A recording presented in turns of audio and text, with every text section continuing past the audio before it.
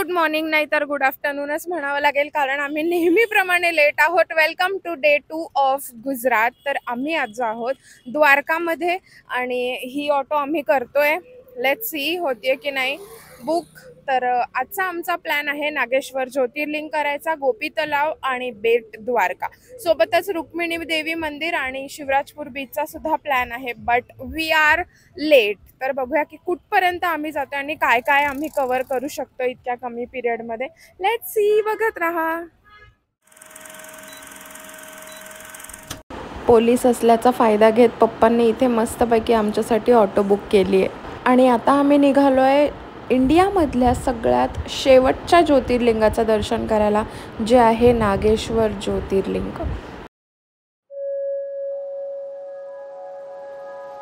मी आता पोहोचलेलो आहोत 12 ज्योतिर्लिंगपैकी एक म्हणजेच नागेश्वर ज्योतिर्लिंग. मी एक्झॅक्ट मंदिराच्या बाहेर आहे आणि आता आम्ही जातोय एंट्रन्सला आणि इकडे एंट्री गेट आहे. आम्ही इकडे एंट्री केली. इकडे जुता चप्पल स्टँड आहे आणि सगळ्यात अमेझिंग म्हणजे इथे आहे महादेवांचं हे भव्य स्मारक, जे मी तुम्हाला दाखवणारच आहे दर्शनानंतर. तर चला सगळ्यात आधी दर्शन करून घेऊया. आता आमचं दर्शन झालेलं आहे अगदी व्यवस्थित आणि कमी वेळात आमचं दर्शन झालं. अजिबात गर्दी नव्हती. आणि आता यानंतर आम्ही कुठे जातोय ते तुम्ही समजेलच तुम्हाला. तुम्ही मागे बघू शकता, भव्य स्मारक आहे महादेवांचं. तर आता आपण तिथे जाऊया. तर आता आम्ही स्टॅच्यूच्या बॅक साईडला आहोत. तर आपण आता फ्रंट साईडला जाऊन बघूया की कसं आहे.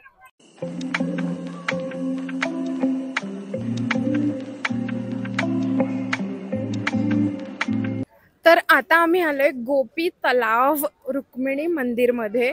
याआधी तुम्ही पाहिलं लक्ष्मीनारायण मंदिर, तिकडे कॅमेरा अलाउड नव्हता म्हणून मी काही शूट नाही केला. बट आता आय होप इकडे कॅमेरा अलाउड असेल. हे बघा, हे मेन एंट्रन्स आहे. तर बघूयात काय आतमध्ये.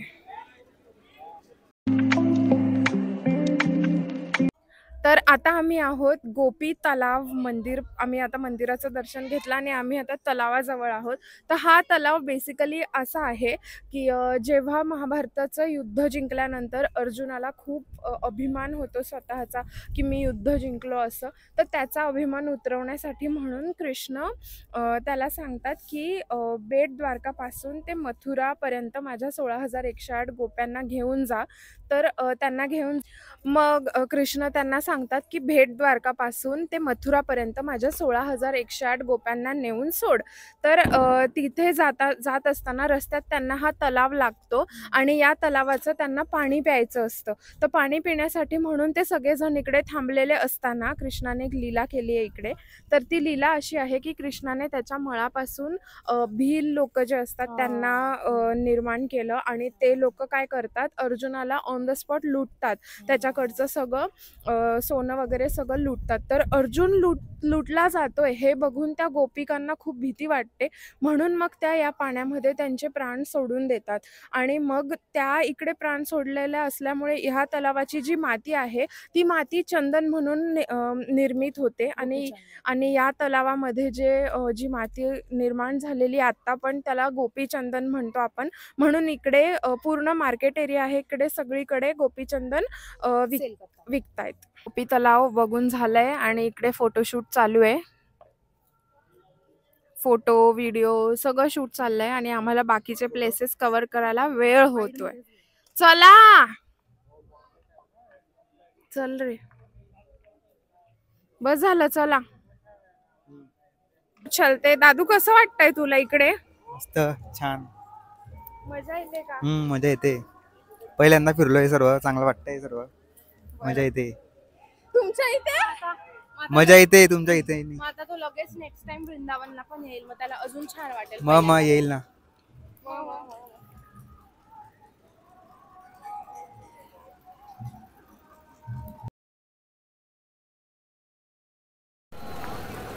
तर आता आम्ही तिघे चाललोय नेक्स्ट डेस्टिनेशन वर.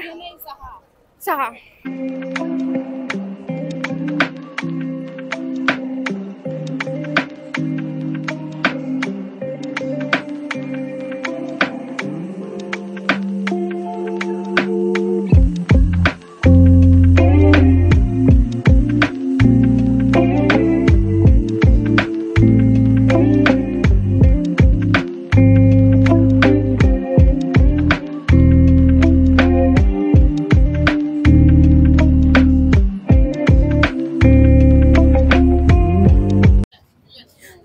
आता पोहोचलोय बेट द्वारकाला.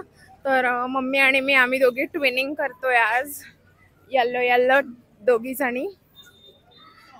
तर आता आम्ही दर्शन करणार आहोत बेट द्वारकाचं आणि त्यानंतर आम्ही जाणार आहोत कोणता बीच होता?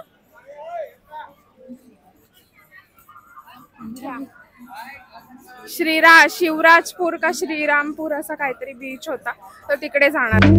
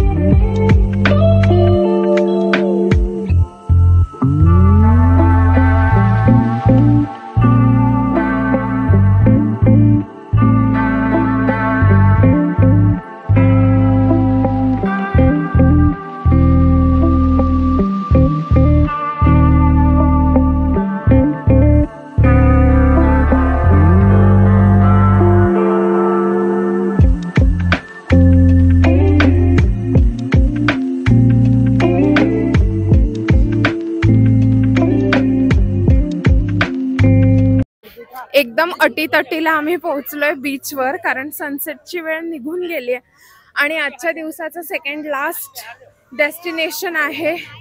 सो वाटतं तर खूप छान, एकदम क्राऊडेड असं वाटतंय बागा बीचला आली आहे. हा,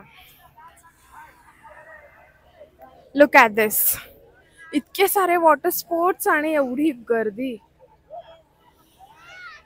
काय म्हणून एवढी गर्दी आहे इथे?